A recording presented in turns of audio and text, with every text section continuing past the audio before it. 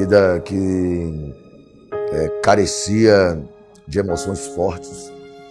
Acho que foi o principal motivo que me jogou nas drogas. Eu comecei sentindo a emoção de estar nos palcos. Aliás, acho que desde criança eu já gostava de me arriscar. Eu gostava de me pendurar nos ônibus. Eu gostava de fazer coisas que geravam perigo, né? Eu não sei, acho que já era uma tendência mesmo. E com o passar dos anos, eu gostava de experimentar proibições, coisas proibidas, né? Aí veio o cigarro, veio a bebida, vieram as madrugadas. Depois veio a emoção dos palcos, que normalmente eram bem mais fortes quando se ingeria bebida alcoólica ou entorpecentes. E no meio de tudo isso, tinha também o conflito familiar, né? Os pais desejam uma coisa e às vezes a gente na rebeldia deseja outra.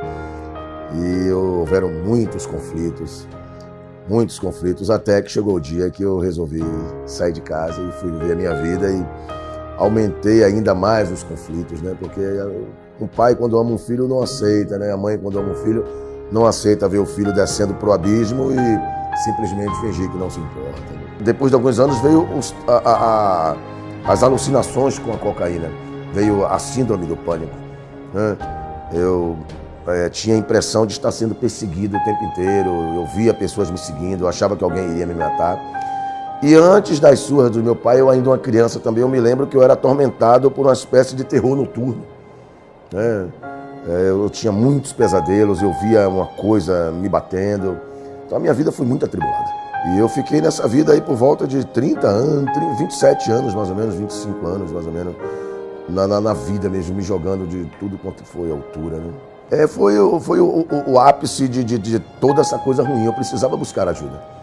Eu tentei resolver meus problemas com o efeito da maconha, da cocaína, eu tentei fazer parte de religiões, eu tentei com o pessoal dos mormons que tentaram me ajudar, o pessoal das religiões afro, né, da bruxaria, tentaram me ajudar. E eu percebia que até a própria macumbeira que tentava me auxiliar era uma pessoa que gostava de mim. Mas tudo isso só piorava a situação, né? Eu me sentia perdido porque isso não gerava em mim um ideal, né? Um ideal. Gerava em mim até uma expectativa de que as coisas iriam se solucionar, mas eu sou um homem assim que gosto de me apaixonar, entende? Eu gosto de viver, e eu precisava de uma coisa que me desse uma razão, né? Uma razão. Eu não estava tão preocupado em resolver os meus problemas, porque se eu resolvesse os meus problemas e não tivesse uma razão para viver, os problemas provavelmente voltariam.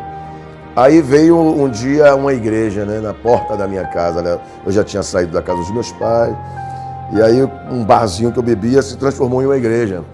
E eu gostava de ficar ouvindo a música, né? Eu achava legal, achava estranho por que pessoas iam para a igreja domingo de manhã, não iam à praia, né? Um dia, depois de uma overdose, eu resolvi ir naquela igreja, mas não para ser cristão, mas como uma despedida, né? Me despedi assim. Havia um crente que sempre falava de Jesus para mim, e eu meditava, eu ruminava muito as coisas que ele me falava, e ele falava de Jesus, que Jesus morreu por mim. Eu não entendia como uma pessoa que morreu há 2000 anos atrás morreu por mim, como entender isso? Ele tentava me falar sobre uma certa trindade, que eu dizia, mas como é isso? Né? Como é isso? Então, um dia, mesmo sem saber como, eu acreditei, eu disse, poxa, eu creio. Eu criei que existia um ser sobrenatural que me amava, né? E que amava todo mundo. E eu fui na igreja naquele dia, foi o primeiro passo. Eu disse, foi um dia acordar crendo nas conversas de um crente. Por isso que eu acho que um crente deve ter muita conversa. Mudou tudo. Não ficou nada igual, porque não foi só fazer parte de uma igreja, não foi só mudar de religião. Eu tive que acreditar em Jesus, implicava em deixar de acreditar em tudo. Tudo que eu acreditava. Deixava de acreditar nas minhas fórmulas de felicidade, nas minhas maneiras de conseguir realizações interiores, na maneira que eu achava que um filho tinha que ser com o pai, e um pai ser com o filho, nas minhas bases religiosas, nas minhas convicções filosóficas, porque eu sempre apoiei muito o movimento negro, sempre estudei muito a África, sempre me envolvi muito com essas questões. Então não foi simplesmente um dia eu vou ser crente, mudou tudo. O que mudou na minha composição, eu não vou dizer que a minha composição mudou, a minha composição amadureceu, cresceu. Então a proposta que me foi feita foi para avançar mais um pouco, que além de alegria, também levar Deus para dentro do coração das pessoas. Descobrir o coração do ser, descobrir o caminho do coração do ser humano é algo muito complicado. Então, a minha parte é só cantar. Essa estrada aí quem constrói é Deus, entende? Eu vou dizer, só não tem como voltar porque não tem um caminho para voltar. Não tem um caminho para voltar. Eu li uma frase essa semana que diz assim, se eu pudesse deixar Jesus, eu não queria. E se eu quisesse, eu não podia. Entendeu? Então, não existe um caminho para voltar. Ele é a porta. Para todo lado que eu viro, tá ele lá na minha frente. Ele não tem como voltar. Não é uma opção. Aconteceu, entendeu? Aconteceu.